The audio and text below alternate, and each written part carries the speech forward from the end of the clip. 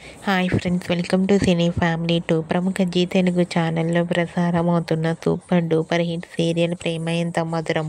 ప్రేమ ఎంత మధురం సీరియల్ ప్రేక్షకులను బాగా ఆకట్టుకుంటూ ముందుకు దూసుకుపోతోంది.